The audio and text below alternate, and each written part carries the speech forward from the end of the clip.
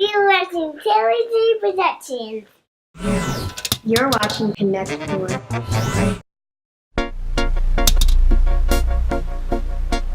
How old were you then? 19. So you started it at 19. Yeah, I joined the Marine Corps right out of high school, got married right out of high school, and while I was traveling is when I would perform at in the local areas. So by the time I got back home, Oh, look at baby him in the military. I had already, I had already built a name off myself and had experience being a Marine. So like I married that with just my drive and work. Throughout that entire time, throughout my career as a Marine, I was still running lounge battles. Every single year, it became the largest battle event in the South at its largest point. It became a 3-day event where you would have MC battles, production battles, DJ battles, beatbox battles, Oh yeah. b-boy battles, like it was just battle mania. The first time I was ever on a stage, man, you pulled me up there. Yeah? Yeah, you pulled me up on the stage, and Johnny Storm, and I don't remember who it was that was battling. And dude, that changed my fucking life. And that stuck out in my head for so long. You were doing lounge battles. Yeah. And from there, you actually turned it into a league, a battle league. Right. Grind time. And this is what most people don't understand because they don't really know the history. They think Grind Time started when David Williams Direct was doing battles, and all of a sudden I joined in later. It is the person that I had legal issues with. This was on the front of Hip Hop DX. In 2008, this kid contacts me. He wanted to do that, and he came to me because I had been throwing battles since 2003. I was like, man, let's do something different. I didn't know about Smack. For those who don't know what the Smack DVD is, and it was like a video magazine. I didn't really watch it. I was a Scribble Jam guy. I battled that Scribble Jam from 2003 all the way to 2008. I got really close to the finals. Nice.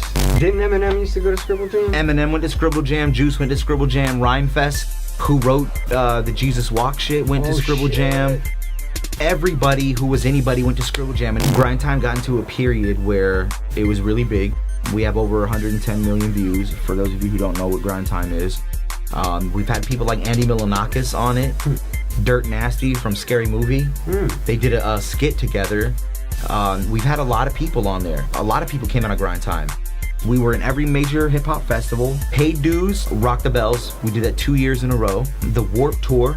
Now all of a sudden we're in the Source magazine. We're everywhere. We're in Johannesburg, South Africa. We're in Sydney, Australia. We're doing like battle events in every major city in the United States. Sounds like it should be a rap. Right? It is a rap. Until sponsors were coming in, it was a Rock the Bells event. And I walk by Arizu Clothing and I see they have these big banners out, and it has the Grind Time Now logo, and they have 2 different t-shirts with Grind Time Now logos on them. I was under the impression that that was just the deal. Yeah, that came to me and said, hey, Arizu's gonna help us out. What we're gonna do is we're gonna get 100 each for us to sell, and then they're gonna do their own. They gave me 1 shirt to wear. I thought this was like a joint thing. Like, I was like, yo, what's going on? And the guy told me, talk to and I was like, I fucking own this. Where am I not in the loop?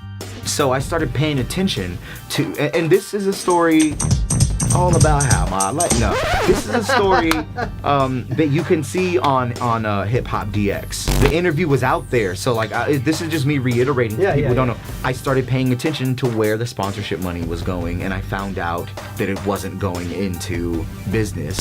We just didn't have the business mind to grow it.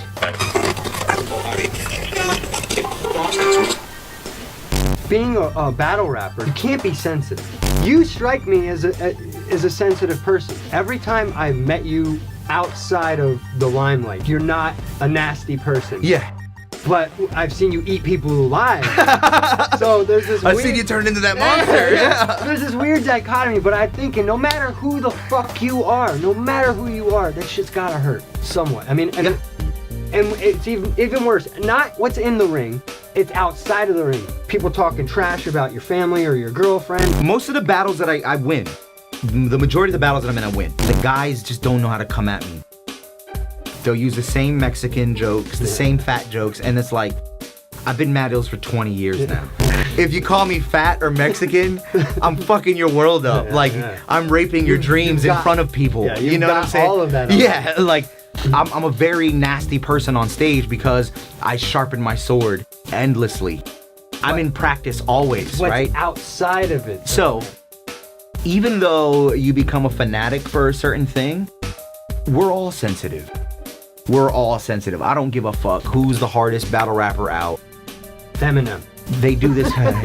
They want attention. They want somebody to understand them. The biggest thing that we all have in common that we think is unique to us is that we're misunderstood.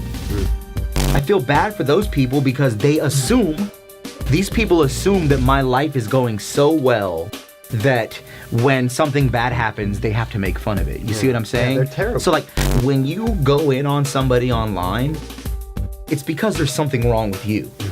It's because there's something wrong with you. At the end of the day, I don't give a fuck what anybody tells you. That's the science of it. And so those people who are out there who throw shade on my name, who attack me because of things and make memes and make fun of and share, I feel sorry for you because something is happening in your life. I don't. Fuck you, haters. You're gonna get like I said, solid 30 more fans after this.